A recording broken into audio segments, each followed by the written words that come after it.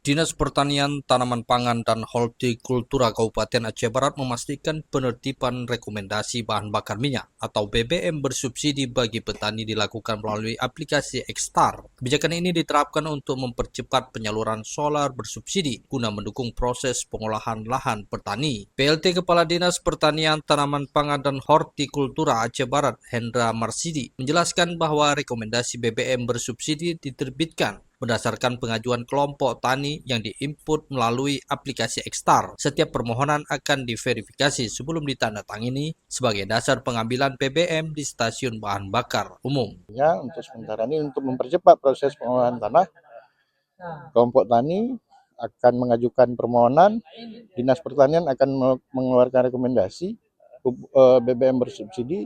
Tempat pengambilannya adalah di SPBU Pasipinang, Merbo. Merbo ya? Ya.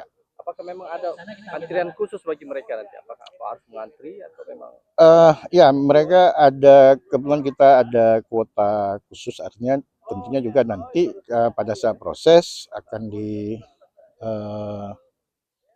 waktu yang tertentu ya, ya? di waktu tertentu. Tapi mengenai jadwal tersebut SPBU yang lebih mengetahui. Lebih lanjut, Hendra menegaskan bahwa kelompok tani tetap mengikuti ketentuan kota dan jadwal pengambilan yang telah ditetapkan. Pihak SPBU akan mengatur teknis pelayanan serta antrian sesuai kapasitas dan ketentuan berlaku. Reporter RRI Melabu Irham Syam melaporkan.